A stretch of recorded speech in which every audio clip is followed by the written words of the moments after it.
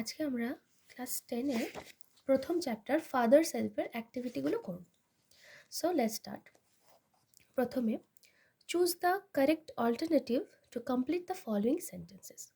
আমাদের সঠিক উত্তরটা নির্বাচন করতে হবে।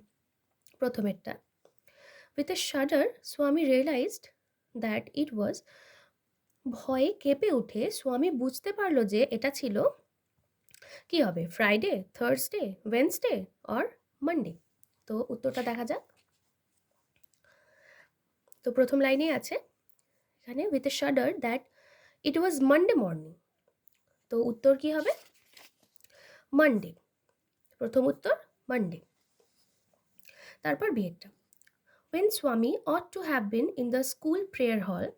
যখন স্বামীর স্কুলের প্রার্থনা হল প্রেয়ার হলে থাকার কথা ছিল, হি ওয়াজ লাইং অন দ্য, সে তখন শুয়েছিল কোথায়? কি হবে, bench, table, bed or desk? তাহলে উত্তরটা দেখা যায়। এখানে আছে স্বামী was lying on the bench in mother's room. তাহলে উত্তর কি? বেঞ্চ। তাহলে দাগ দিয়ে নি, উত্তরটা কি হবে? বেঞ্চ। তারপর নেক্সট কোয়েশ্চেন দেখো, সিএরটা, অ্যাকর্ডিং টু স্বামী, স্বামীর মতে Samuel is especially angry with boys who আর।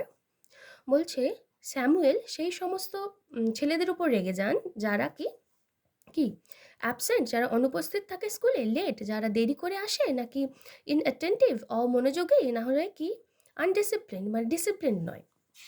উত্তরটা কি হবে? এই তো এখানে আছে, he is especially angry with boys who come in late. এখানে হি বলতে কি? স্যামুয়েল। তো স্যামুয়েল সেই সমস্ত ছেলেদের উপর বিশেষত রেগে যান কি যারা দেরিতে স্কুলে আসে। তাহলে আমাদের উত্তর এখানে লেট। ঠিক আছে, তো এবার দুয়েরটা দেখা যাক। Fill in the chart with information from the text. বলছে টেক্সট থেকে তথ্য নিয়ে এই চার্টটা পূরণ করতে হবে। তো এরটা কি আছে? টাইম হোয়েন স্বামী কমপ্লেইন্ড অফ আ হেডেক। সেই সময়টা তোমাকে এখানে উল্লেখ করতে হবে যখন স্বামী তার মাথার যন্ত্রণা নিয়ে কমপ্লেন করছিল। তো দেখি উত্তরটা। এই তো এখানে আছে, at 9 o'clock Swaminathan wailed I have a headache. তাহলে 9টার সময় স্বামী কেঁদে উঠে বলল কি আমার মাথার যন্ত্রণা হচ্ছে। তো এখানে আমরা 9 o'clock বলতে কি সকাল সকাল 9টা বুঝবো। তাহলে কি হবে?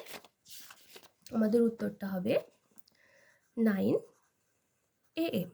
ঠিক আছে, সকাল 9টা। তো সকাল 9টা বোঝাতে আমরা কি লিখবো? 9 AM।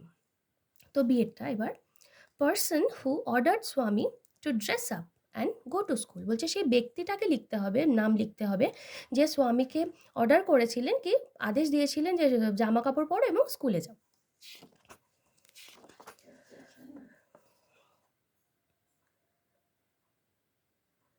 তো এখানে কি হবে? স্বামীজ ফাদার, স্বামীর বাবা বলেছিলেন যে dress up and go to school. কি হবে? Swami's father. And the third one, name of the teacher mention by Swami. স্বামীর দ্বারা উল্লেখিত টিচারের নাম লিখতে হবে। কি হবে? এটা আমরা জানি, স্যামুয়েল। এখানে স্যামুয়েলের কথাই স্বামী উল্লেখ করেছে। এবার তিনেরটা, এখানে ট্রু না ফলস সেটা লিখতে হবে। এরটা দেখো, স্বামী said that he had a headache. স্বামী বলেছিল যে তার মাথার যন্ত্রণা হচ্ছে। এটা অবভিয়াসলি ট্রু, এটা আমরা পড়েছি প্রথমেই, ট্রু হবে। তো সাপোর্টিং স্টেটমেন্টটা দেখে নিই। এই যেটা, at 9 o'clock Swaminathan wailed I have a headache. তাহলে এটা কি পুরোটা? ঠিক আছে, পুরো বাক্যটা লিখে দেবো আমরা সাপোর্টিং স্টেটমেন্ট হিসাবে। হয়ে গেল।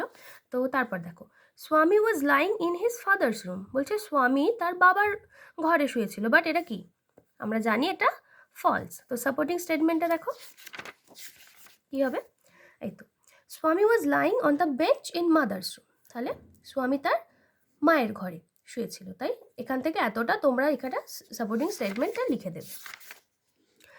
এটা দেখো, অ্যাকর্ডিং টু স্বামী, স্বামীর মতে the headmaster was not afraid of Samuel. Headmaster যিনি ছিলেন তিনি স্যামুয়েলকে ভয় পেতেন না। ঠিক আছে, এটা স্বামীর মতে। তাহলে এটা কি? এটা ফলস। কারণ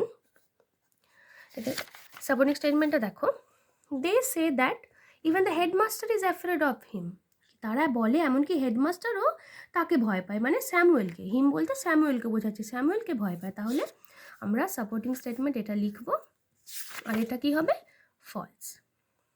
তো এটাই ছিল আজকের তোমাদের লেসন।